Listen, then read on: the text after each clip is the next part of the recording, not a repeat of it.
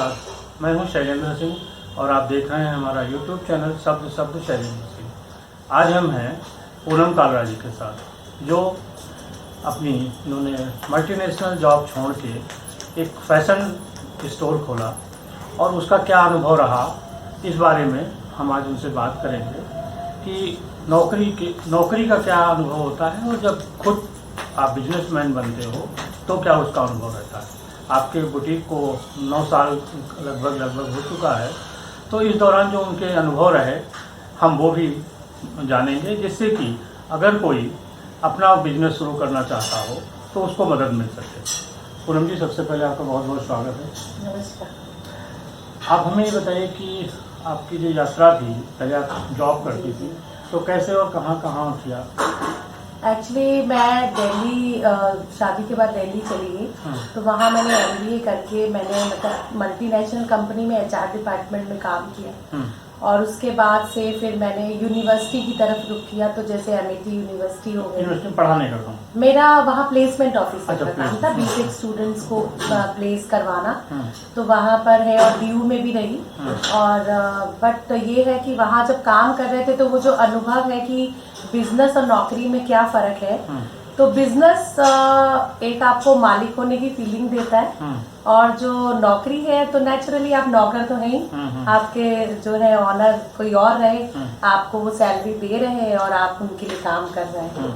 तो आप जी जान से मेहनत करते रहिए तो सैलरी उतनी ही आपको मिलेगी, चाहे आप 6 काम करिए, उसके अंदर जी जान लगा दीजिए और थोड़ा सा एप्रिसिएशन, थोड़ा सा इंक्रीमेंट। बट अगर आप बिजनेस में अपना जी जान लगाते हैं और आपको एक एंड के बाद लगता है कि आप 24 आवर्स उस पर लगा सकते हैं, क्योंकि वो आपका एरिया ऑफ इंटरेस्ट होता है और आपके साथ जुड़े हुए जो भी एम्प्लॉयज होते हैं उनको भी एक साथ एक कह लीजिए टीम वर्क होता है। अगर मैंने कुछ खोला है तो अगर मेरा टेलरिंग है तो मेरे लिए मास्टर भी उतना इम्पोर्टेंट है जितना मेरा कस्टमर है, और ये मास्टर के साथ उतना ही इम्पोर्टेंट मेरे और कारीगर के साथ वो जो छुटपुट तुरपन और ये सब करने वाले, और ये सब चेन एक दूसरे से जुड़ी हुई है और इसमें से कोई भी एक ऊपर नीचे होता है तो पूरा बिजनेस का जो एक पिरामिड खड़ा होता है वो कहीं ना कहीं गड़बड़ा जाता है। तो उनको भी एक साथ लेके चलना है, तो इसमें एक इंटरेस्ट आने लगता है, क्योंकि नेचुरली आप बिजनेस में आप जितना टाइम डिवोट करते हैं और स्पेंड करते हैं और मेहनत करते हैं तो उतना रिजल्ट आपको मिलता है। तो फिर ये देखते हैं कि यार जब पैसा भी आ रहा है, आप घर पे भी हो और आपके नीचे आपने कई लोगों को उनको जो है सैलरी भी दे रहे हैं, उनका भी घर चल रहा है, तो एटलीस्ट आप इसमें अपने आप को 24 आवर्स झोंक देते हैं। अच्छा, तो आपने कब शुरू किया नौकरी के? कितने साल नौकरी? मैंने नौकरी तो 10 साल करी। अच्छा। और 2011 में मैं लखनऊ आई थी,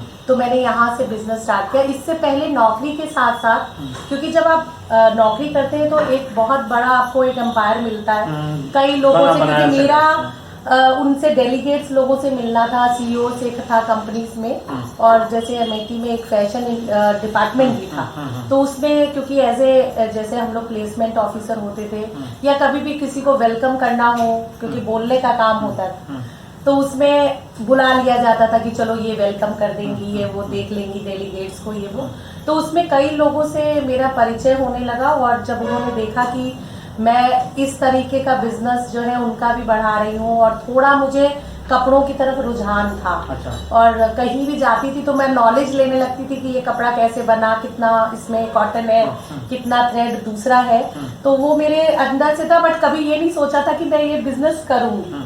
और कभी गए तो वो कुछ डिजाइनिंग कर रहे हैं, बुला लिया गया, कलर मैचिंग, तो बता दिया, तो वो थोड़ा रिजल्ट अच्छा आने लगा। तो धीरे धीरे मुझे भी लगने लगा कि यार थोड़ा मैं ऐसे ही बता दे रही हूँ रेंडमली और वो अच्छा क्लिक कर जा रहा है। तो लेकिन तब भी मैंने इस बात पे नहीं सोचा। बट वहां से मुझे एक फैशन इंडस्ट्री की आई थी, उनकी गुड़गांव में फैक्ट्री थी, तो वो चाह रही थी कि कोई मुझे ऐसा मिले कि जो क्लाइंट डील कर सके और प्रोडक्शन वो करे। तो उन्होंने जब मुझसे मिले 1-2 इवेंट में, तो उन्होंने मुझे ये प्रपोजल दिया कि आप मेरे साथ बिजनेस में जुड़ जाएंगे। अच्छा। तो एक टाइम तो जब आप नौकरी कर रहे होते हैं, केयर फ्री रहते हैं, 8 to 6 जॉब है, सैटरडे संडे ऑफ, तो मुझे लगा यार बिजनेस मैंने तो कहीं कभी किया ही नहीं। तो बट उन्होंने कहा अच्छा ठीक है, आप पार्ट टाइम देखो, आप क्लाइंट देखते हो, यूनिवर्सिटी के अच्छे अच्छे क्लाइंट्स आते हैं, बायर्स आते हैं, तो आप मेरा ये काम करने लगो पार्ट टाइम, तो आप चाहे पार्टनरशिप में करो सैलरी में। तो मुझे एक बार को लगा कि मैं इसमें पार्टनरशिप में काम कर लूँ, तो मैंने कहा ठीक है, फिर मैं कम से कम बाउंड तो नहीं होगी सैलरी का कि अगर 8 to 6 ये है तो उसके बाद में इनके लिए काम कर सकती हूँ। और मेनली उनके बाहर के क्लाइंट थे, तो टाइम जोन क्लिक करता था, तो मेरा वो रात का काम शुरू हो गया। अच्छा। तो उसमें बायर्स आने लगे, क्योंकि बात करके हर चीज पहले उनसे समझना कि कैसे डिजाइनिंग, क्या फिर उनकी प्रोडक्शन को देना। तो उनके साथ मैंने 4 साल काम किया, मतलब पार्टनरशिप में। अच्छा। तो धीरे धीरे अब मेरा बिजनेस समझ भी आया। हाँ, फिर वहां से मैंने सोचा कि एक बार 2 बार इंटरेस्ट भी आया, तो क्योंकि रनवे फैशन शो हुए तो मुझे बड़ा अच्छा लगने लगा। तो मैंने कहा नहीं यार, ABCD तो नहीं जानते, बट इनको पकड़े रहो, इनसे ABCD तो सीख। तो धीरे धीरे मैं उनसे सीखती रही, और जब 4 साल बाद मुझे लगा कि नहीं, मैं इतना, मेरा बेस मजबूत हो गया कि अब मेरी लर्निंग खुद होगी, तो मैं खुद सीखूंगी। अच्छा।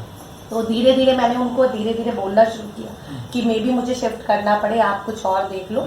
बट उनके क्लाइंट्स उन्हीं को दिए। फिर मैंने अपना प्रोडक्शन किस नाम से शुरू किया? मैंने अनन्या, मेरी बेटी का नाम है। हाँ। तो मैंने अनन्या एक्सपोर्ट, यही मेरा गुड़गांव में है, मानेसर में एक फैक्ट्री है, तो उस पे भी मेरा एक्सपोर्ट का काम है। अच्छा। तो उससे यहाँ पर भी लाते हैं, बुटीक्स में भी मेरे यहाँ की, यहाँ पे सारी डिलीवरी शॉप्स में भी है, मतलब एटलीस्ट यहाँ पर 1600 काउंटर तो लखनऊ में है जिनमें मेरा कपड़ा जाता है। अच्छा। और ऐसे ही लाजपत नगर, सरोजनी नगर, गुड़गांव एरिया में भी देते हैं। और बेसिकली मेरे बाहर के अब क्लाइंट ज्यादा है, तो वो लोग अपना डिजाइन भेजते हैं, हम वो प्रोडक्शन करते हैं और वो उनको बाहर देते हैं। तो अगर ये हम देखें कि पहले आपने बिजनेस सीखा, जी जी, उसके बाद शुरू किया, हाँ जी, ये एक यात्रा हाँ। थी। अच्छा, महिलाओं के लिए कैसा है करियर? देखिए, महिलाओं के लिए मैं एक बात बोलना चाहती हूँ, क्योंकि कईयों को लगता है ये बहुत इजी टास्क है, एक शोरूम बनाओ, कपड़े डालो और बेचना शुरू करो। मेरे हिसाब से है कि पहले आप, जैसे मैंने बिजनेस किया तो मेरा एक्सपोर्ट का था, तो मैं डायरेक्ट क्लाइंट से नहीं मिलती, जैसे रिटेल वाले क्लाइंट्स, वो लोग तो बल्क बायर थे, आए, अपना डिजाइन दिया, 10,000 एक ही पैटर्न बने, ले गए।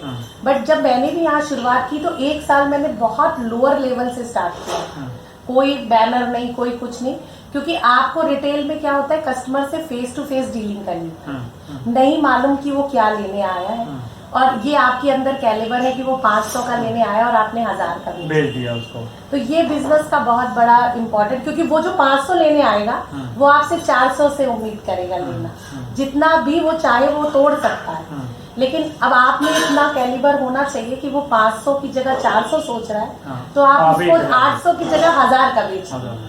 तो धीरे धीरे मैंने 1 साल सिर्फ क्लाइंट को समझने का, अच्छा, कि वो अंदर आया है तो उसकी क्या सोच है, क्या उसकी थिंकिंग है। और मैंने ये सोचा कि मुझे एक मीडियम फैमिली जितना आपको बिजनेस दे सकती है उतना रिच फैमिली नहीं दे, क्योंकि वो 10,000 पॉकेट में लाएगी, आपसे समझ नहीं आया तो उसके पास हजारों ऑप्शन है, वो जाकर ले सकता है। मीडियम फैमिलीज क्या है कि बहुत टायर्ड रहती हैं अपने एरिया में, कि इतना ही मेरे पास बजट है, इतने में मैं अच्छा नहीं। तो मैंने कोशिश वही की कि उनके बजट से, उनसे कम के बजट में मैं उनको आगे चीजें प्रोवाइड कर सकूं। अच्छा।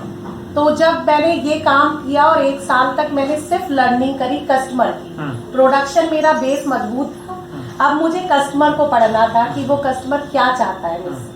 तो मैंने फिर वो 1-1.5 साल बहुत इस पे मेहनत करी, और आज एटलीस्ट जो 9 साल पहले का कस्टमर था, आज भी वो मेरा कस्टमर है। तो ये पकड़ना बहुत, हाँ, सेटिस्फाइड है।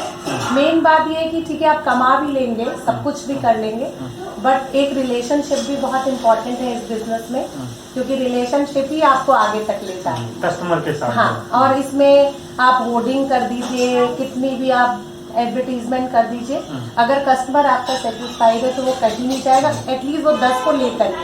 मतलब ब्रांडिंग का ये एक तरीका है। ब्रांडिंग का एक ये है, आपके बिजनेस में ब्रांडिंग नो डाउट इम्पोर्टेंट है। एक स्केल पर आ जाने के बाद आदमी और ऊपर की सोचेगा, ब्रांडिंग नो डाउट बहुत इम्पोर्टेंट है, बट ब्रांडिंग के साथ साथ ये दोनों, वो रेल की पटरी है ना दो, कि ब्रांडिंग भी उतनी इम्पोर्टेंट है। आप ब्रांडिंग करते रहो कस्टमर नहीं आएगा, और कस्टमर आता रहा पर आगे ब्रांडिंग नहीं करी तो आगे के कस्टमर कैसे आए। तो वो दोनों इम्पोर्टेंट है। तो आपके ब्रांडिंग के साथ साथ कस्टमर सेटिस्फेक्शन भी बहुत इम्पोर्टेंट। अच्छा, नए नए फैशन के आप डिजाइन इंट्रोड्यूस करती होंगी, तो हाँ वो जी। कैसे समझती हैं कि ये अब चलेगा अगले सीजन देखिए, में? मेरा ये मानना है कि कोई भी फैशन ना कुछ नया नहीं। सुरैया के टाइम पे भी देखिए बड़े गरारे शरारे चलते थे, वही वापस लौट कर आए। आज भी गरारे शरारे चल रहे हैं, बस पैटर्न है कि थोड़ा अप और थोड़ा डाउन वाला हो फैशन का गया, एरा बदलता गया, लेकिन चीजें वही की वही। अच्छा।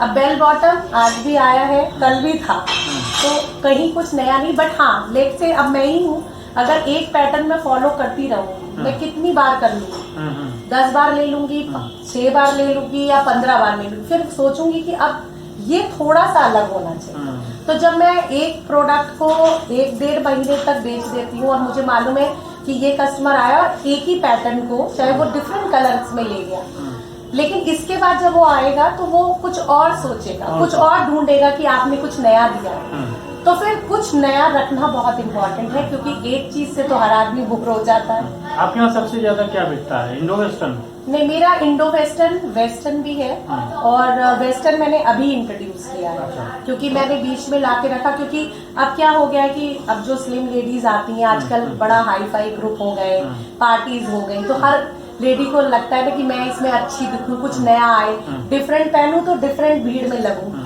तो अभी मैंने थोड़ा सा वेस्टर्न, इंडो वेस्टर्न भी इंट्रोड्यूस किया, तो वो बहुत अच्छा उसका मुझे रिस्पांस मिला। तो मैंने जो है नेचुरली अब जो स्पेस में बनवा रही हूँ उसमें इंडो वेस्टर्न और वेस्टर्न के, तो इस वजह से जो है थोड़ा सा चेंजेस बहुत इम्पोर्टेंट है। तो लेडीज को ये है कि आजकल ग्रुप में जाना है, बाहर जाना है, या हमें भी कहीं घूमने जाना है, तो एक अलग अलग स्टाइल चाहिए होते हैं हर चीज के, अलग अलग ओकेजन पे। अब शादियों में ट्रेडिशनल है, पर जिनकी शादियां हैं, जिनके घर में है, वो तो ट्रेडिशनल ही है, लेकिन जो अटेंड करने चाह रहा है वो थोड़ा डिफरेंट लेगा।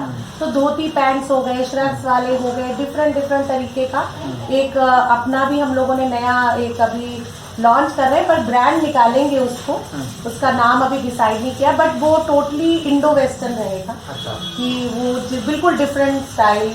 अब दिल्ली में तो क्या होता है ना कि डिफरेंट स्टाइल बहुत जल्दी लोग कैच कर लेते हैं, छोटी जगह में आने में उनका सोच रहेगी अभी पहनेंगे अच्छा लगेगा, अटपटा लगेगा नहीं। और एक चीज और थी कि मेरा थोड़ा सा आगे स्केल जाने का ये है कि मैंने जो चीज बड़ी सिटीज में, मेट्रो सिटीज में खत्म होने लगती है, तब वो छोटी शहरों में आती है। तो मैं डे 1 से जब वहाँ बिकनिंग होती है तो मैंने अपने यहाँ से वो बिकनिंग करना वाच रखती है। हाँ, तो जैसे वो लोग, जैसे कई कस्टमर मेरे आए, उनको पैटर्न ही नहीं पता रहता था कि क्या पैटर्न पहनना है, और जब वो पहन के गए तो कहते थे अरे दिल्ली में भी यही चल रहा है। तो उन्होंने लगा कि मतलब उन्होंने भी लगा अरे आप लखनऊ से आए हो या गोरखपुर से, ये पैटर्न वहाँ भी आ गया। तो मतलब वो कहते हैं फिर हम लोग अपने आप को और स्टाइलो समझने लगते हैं। छोटे बड़े शहरों का कंपटीशन भी होता है, बहुत होता है, क्योंकि क्या होता है ना कि अवेयरनेस नहीं होती। अब बॉम्बे में आज भी क्या चल रहा है, किसी को अवेयरनेस नहीं है उसकी, लेकिन इतना पैटर्न चेंज है, चाहे आप ब्लाउज के डिजाइन देख लीजिए। बट क्या होता है, फर्क ये होता है कि वहाँ की जो ये होती ना जनता, वो उनको एक्सेप्ट करती है, और यहाँ एक्सेप्ट करने के लिए टाइम देती है। तो एक सोच आ जाती है, इसे पहनेंगे अच्छा लगेगा कि नहीं लगेगा। अगर आपने कैरी अच्छा कर लिया तो हर चीज अच्छी लगेगी। तो ये जैसे छोटी सी बात है, मुझे अच्छा लगता है जब कस्टमर आके मुझे कहते हैं हम मॉल गए तो वहाँ हम बिल्कुल सेलिब्रिटी लग रहे थे, क्योंकि हर कोई मुझसे पूछ रहा था आपने ये कहाँ से लिया, कहाँ से पहना, और जबकि हस्बैंड ने चलते समय कहा ये बहुत अजीब सा लग रहा है, इसको चेंज कर दो। बट वो कहने लगी आपकी बात सुनकर मैंने कहा नहीं, आज मैं ये पहन के जाऊंगी कि कॉन्फिडेंस कैसे आएगा। और जब वहां पर सब लेडीज रुक रुक के मुझसे पूछ रही थी, तब मेरे हस्बैंड ने कहा नहीं अच्छा लग रहा। तो मतलब ये भी मुझे मजा आता है जब कस्टमर अपने एक्सपीरियंस से शेयर करता है कि नहीं आपने ये सही कहा था, पहनो तो सही, कोई अटपटा तो मैं नहीं किसी को पहना। कुछ टिप्स भी देती हैं जो लोग आते हैं। हाँ, लेकिन जैसे अब छोटे शहर में मैंने एक चीज देखी है कि मतलब उनका मतलब होता है तैयार होने का मतलब बस आप लग जाओ, ऊपर से नीचे तक लग जाओ, लेकिन एक थोड़ा सा रिच लुक कैसे आएगा कि आप अपने बालों का स्टाइल, अगर 50% आपका कपड़ा है तो 50% आपका वे ऑफ स्टाइल। अब आपने कपड़ा तो पहन लिया, आप 10,000 की चीज भी पहन लो, लेकिन जाकर कोई पूछे ना तो भी आपको अटकता है कि आप इतना पैसा डाल दिया और किसी ने हमसे पूछा नहीं, क्योंकि वो हर चीज आपकी एसेसरीज, आपका फुटवेयर कैसा है, आपका चलने का, उसको कैरी करने का स्टाइल कैसा है, और आपने हेयर स्टाइल उसके साथ कैसे बनाया, तो वो एक कॉम्पैक्ट लुक आता है। लोग जैसे कहते हैं ना कि वो एक्ट्रेस ने फलानी देखी कितनी अच्छी ड्रेस, आपने उसको ऊपर नीचे देखा कि उसका हेयर स्टाइल भी कैसा था, उसकी एसेसरीज भी कैसी थी, तभी तो आपको उस पर नजर गई। अदरवाइज कपड़े तो सेम कलर के सब पहनते हैं। तो ये चीज एक बहुत इम्पोर्टेंट है कि साथ साथ एसेसरीज। लेकिन अब मैंने थोड़ा सा इधर सोचा है कि साथ साथ में मेरे को एसेसरीज का भी मैं उसमें रखूंगी। अच्छा। और उनको टिप्स देना। एक मेरी एक दिल्ली की मेरी फ्रेंड है, उसका भी एक मॉल है, तो मॉल में उसने यही कर रखा है। अच्छा। उसने अपना पूरा ब्रांडिंग दे रखी है, साथ में उसका एक एक्सपर्ट भी। तो जब वो कोई चूज करता है, क्योंकि वो बेसिकली पार्टी वेयर है, तो वो चूज जैसे करेंगी तो वो टिप्स देते हैं कि आपके साथ ऐसा फुटवेयर होना चाहिए, ऐसा हेयर स्टाइल होना चाहिए, या डैगलर्स छोटे होने चाहिए, बड़े।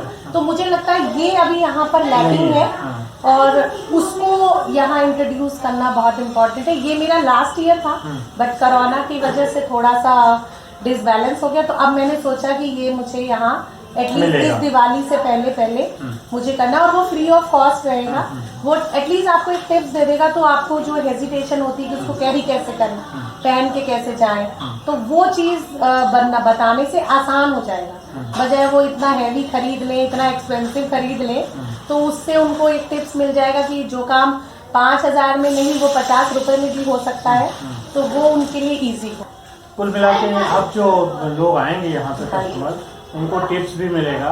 हाँ, क्योंकि ये मैंने शुरू कर दिया। अच्छा। और इसमें मतलब मुझे लगा कि वो लोग बहुत विलिंगली ये जानने की कोशिश करते हैं कि हाँ इसके साथ हम क्या कैरी कर लें, तो वो अच्छा लगता है जब वो लोग भी इंटरेस्ट लेना शुरू कर दिया है। और अब तो नेचुरली कभी वो कुछ पहनते हैं तो फोन पर ही बोल देंगे, या वीडियो से, या व्हाट्सएप पर फोटो भेज देंगे बेड पर खूब सारी ड्रेस डालकर कि इसमें से कौन सा पूनम में पहनूं। अच्छा। तो वो भी मुझे अच्छा लगता है, चाहे वो रात के 10 बजे उन्होंने किया, बट मुझे लगता है कि अब ये मेरा पार्ट है जॉब का और मेरे बिजनेस का, तो मुझे इसको खुशी खुशी करना चाहिए। और कोई अगर आपको अपना समझकर ये बात पूछ रहा है तो एटलीस्ट मुझे भी उनको, तो मैं उनको बताती हूँ ये वाला पहन लो आप, तो ये ज्यादा आप पे खिलेगा कलर, रात का है, रात की पार्टी है, इतना भड़काऊ मत करो, फोटो इसमें भी बहुत अच्छी आ जाएगी।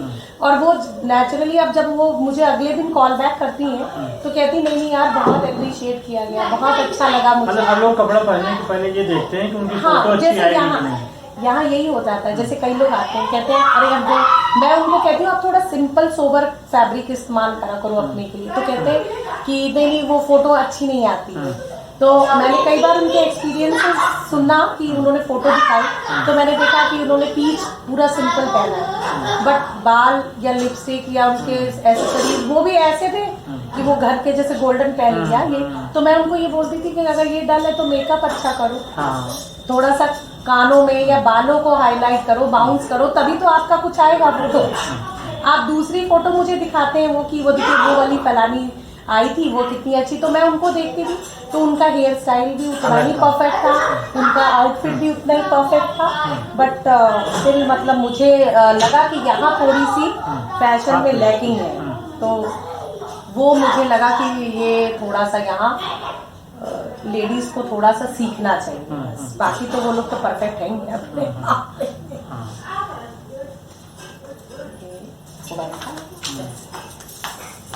हाँ जी।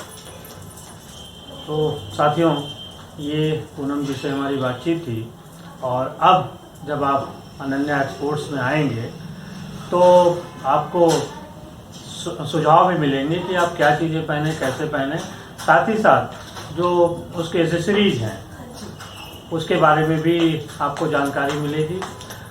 तो आप विजिट कर सकते हैं जब अभी दिवाली के पहले से ये शुरू हो जाए लगभग। और हमारा वीडियो और हमारी और पूनम जी की बातचीत, पूनम जी के जो टिप्स उन्होंने दिए वो आपको कैसे लगे ये ज़रूर बताइएगा। साथ ही साथ कमेंट बॉक्स में लिखिएगा जो आपको नई जानकारी चाहिए, तो हम लोग उस पर फिर से बात करेंगे। फैशन और जो लखनऊ है या जो सीज़न आने वाला है, होली है, उसके बाद गर्मी समर है, फिर मानसून और दिवाली, ये जो ट्रेंड रहता है फैशन का, उसके अनुरूप आपको पूनम जी सलाह देती रहेंगी।